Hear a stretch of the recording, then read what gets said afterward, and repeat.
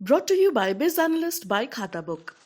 नमस्कार, मैं हूं आलोक जोशी और आप देख रहे हैं बिज अड्डा। और बिज अड्डा में आज बात होगी सोने की। सोने के बाजार में एक तरह से भारी हलचल चल रही है। वजह क्या है? करेंसी ऑफ क्राइसिस कहलाती है, संकट की मुद्रा कहलाती है।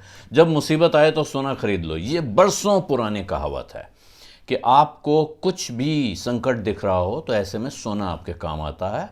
सोना आग में नहीं जलता है, सोना भूकंप में खराब नहीं होता है। सोने को आप साथ लेके जा सकते हैं, दुनिया के किसी भी हिस्से में जाइए, सोना सोने की तरह बिकता है। ऐसा नहीं होता है कि यहाँ डॉलर चलता है वहाँ पाउंड चलता है, सोना हर जगह चलता है। और यही वजह है कि जब कभी ऐसी मुसीबत आती है जैसे इस वक्त रूस और यूक्रेन के बीच में आई हुई है, तो सोने के दाम बढ़ने लगते हैं। सोना पिछले कुछ समय में तेज़ी से बढ़ा था, आज सुबह भी तगड़ी छलांग लगाई उसने, हालांकि उसके बाद वो ठंडा हो गया है। लेकिन इस वक्त सोने में बहुत दिलचस्पी है और तमाम पुराने लोग कह रहे हैं भाई देखो सोने में पैसा लगाना था। पिछले साल भर में सोने में जिन लोगों ने पैसा लगाया उन्होंने पैसा कमाया भी है। इस वजह से और दबाव बन रहा है। और जो हमारे आपके जैसे लोग हैं या हमारे जैसे लोग हैं जो ये कहते रहे भाई सोने में, प्रॉपर्टी में, ऐसी चीज़ों में पैसा लगाने के बजाय फाइनेंशियल एसेट्स में पैसा लगाइए। अगर आप सोने में ही पैसा लगाना चाहते हैं तो ई गोल्ड खरीदिए, यानी इलेक्ट्रॉनिक गोल्ड। सोने का ETF खरीद लीजिए, सोने के फंड में पैसा लगा दीजिए, या सॉवरेन गोल्ड बॉन्ड खरीद लीजिए जो भारत सरकार ने जारी किए हुए हैं। लेकिन पिछले कुछ दिनों में ऐसा भी कुछ हो गया है जिसकी वजह से अब हमारे जैसे लोगों को मुंह छिपाने की नौबत आ गई है। पुराने वाले बुजुर्ग फिर से कह रहे हैं देखो भाई तुम्हारे बॉन्ड और ETF वगैरह का क्या हाल है। ये एक बड़ा विवाद खड़ा हो गया है।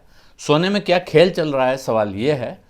और ये खेल क्यों चल रहा है, ये सवाल उठा है बाजार में। अब लोग सवाल पूछने लगे हैं कि सोने का दाम पिछले एक साल का अगर आप हिसाब देखें तो ये लगभग 23%, 24%, 20% के ऊपर बढ़ा हुआ है। 20 से 25% के बीच का फर्क आता है साल भर में।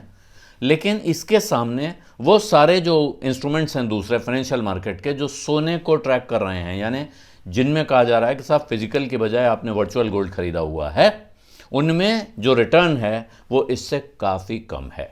जो हाईएस्ट रिटर्न दिख रहा है वो 16% का दिख रहा है और जो सबसे कम वाला है वो तो 11% का ही है। इसको बाजार की ज़ुबान में कहते हैं ट्रैकिंग एरर। यानी आप जिस बेंचमार्क के अगेंस्ट इन्वेस्टमेंट कर रहे हैं उसके भाव में और आपके फंड के भाव में जो फ़र्क दिखे उसको ट्रैकिंग एरर कहा जाता है। अब थोड़ी बहुत ट्रैकिंग एरर तो समझ में आती है, आधा % हो। इसमें किसी ने तर्क दिया कि साहब जो फंड का खर्चा होता है, ट्रांजैक्शन कॉस्ट होती है, लोगों की तनख्वाह, उनका तमाम तरह का, तो भाई वो तो मैनेजमेंट कॉस्ट होती है ना, वो हर एक फंड में होती है।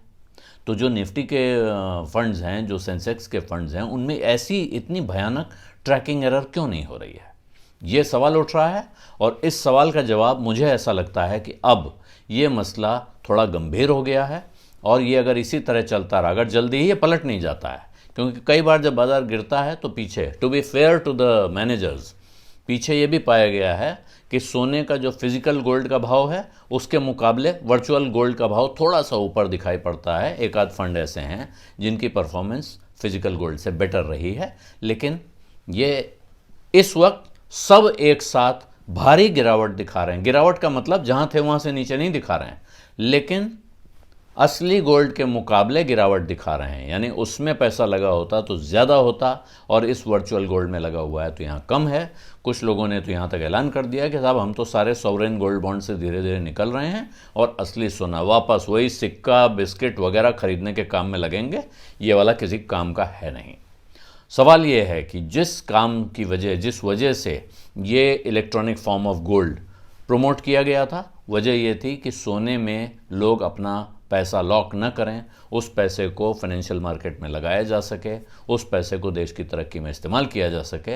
वो पूरा होने के रास्ते में ये बाधा क्यों खड़ी हो रही है? जो लोग सोने के फंड चला रहे हैं वो इतनी बड़ी ट्रैकिंग एरर कैसे कर रहे हैं? क्या उनकी जांच होनी चाहिए? क्या उनको इसकी सज़ा मिलनी चाहिए? और अब ये मामला पहुंच जाता है सेबी के पास, जहां एक नई चेयरपर्सन आ गई हैं जो पहली महिला हैं सेबी चेयरमैन की कुर्सी पे बैठने वाली, और उन्होंने पिछले दिनों शेयर मार्केट में घपलों के कई ऑर्डर दिए हैं। तो अब उम्मीद करनी चाहिए कि उनकी नज़र इस मसले पर भी होगी और हमको इस तरह की समस्याओं से भी निजात मिलेगी। बिज अड्डा में आज इतना ही। धन्यवाद, नमस्कार।